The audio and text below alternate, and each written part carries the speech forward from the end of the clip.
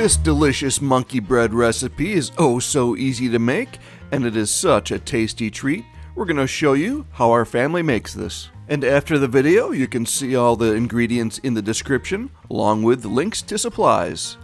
We'll get started here with 1 cup of sugar, and we're going to put this into a large mixing bowl, and we're going to follow that up with 2 teaspoons of cinnamon into that same bowl.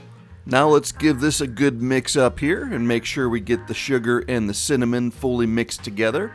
And as we're doing this, we can break up some of those larger lumps of sugar, as you see Julie doing right there.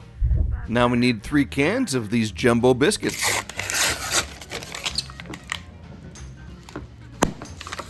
Now we're going here with 2 cans of the Flaky variety and 1 can of regular. Alright, there's pop number 2. We're going to place all these biscuits on the side here in some separate plates. I can't be the only one that loves watching those pop.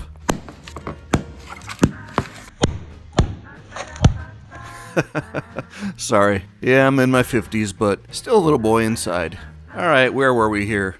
Oh, that's right. We've got to cut these biscuits into 1/8 pieces. As you can see here, Julie likes to cut those directly into the cinnamon and sugar mix and just do these in batches. You just want to make sure you leave enough room in that bowl so you can stir it up without making a mess. Our first batch is ready here, so we're going to spray that Bundt pan with canola oil, and you want to be pretty generous with this spray.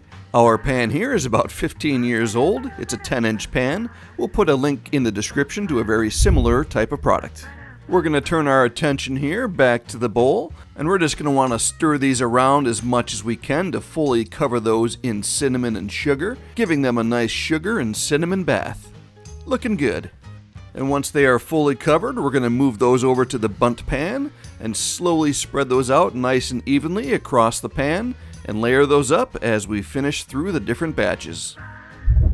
Julie has her first batch done here. Now she's moved on to the next batch. You can see she's making sure to get those nice and thoroughly mixed.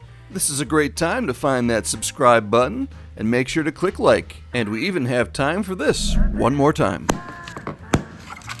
You're welcome. Right when that pan is fully filled with the biscuits, we can start preheating the oven to 350 degrees. Then we can move to the stove top here, put a stick of butter into a large pot, followed by a cup of packed brown sugar, and we're going to bring this on medium to a nice melting temperature, stirring this up along the way.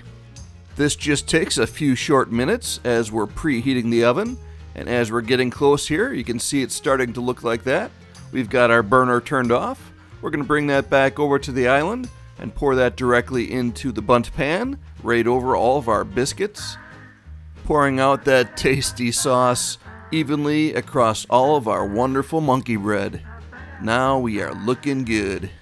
Let's be sure to get every last drop out of that pan and try to get that to sink in nicely to all those crevices. We're just going to let that soak in for about a minute, and during that time we're going to pull out that top rack out of our oven just to make room for the pan. The oven is preheated. We're going to place this into the oven and we're going to bake that at 350 degrees for 50 minutes.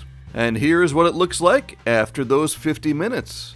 Now we're going to place that onto the cooling rack and let that cool for 10 minutes. And to be perfectly honest, folks, this is how we generally serve it. We just have everybody dig in right from here. But if you want to try and flip it over, you can place that onto a glass tray like we're trying to do here. And we did end up getting some of it to stick to the bottom of that pan here on one side. So the nice thing about monkey bread is you can easily patch this up and still make it look nice and pretty. Just like you see Julie doing here, just grabbing some of those off of the bottom from that side that stuck, and just as good as new. Just make sure you wash your hands before doing this, I think.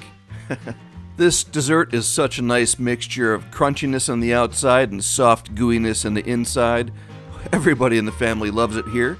And it's our tradition, we have this every Christmas morning.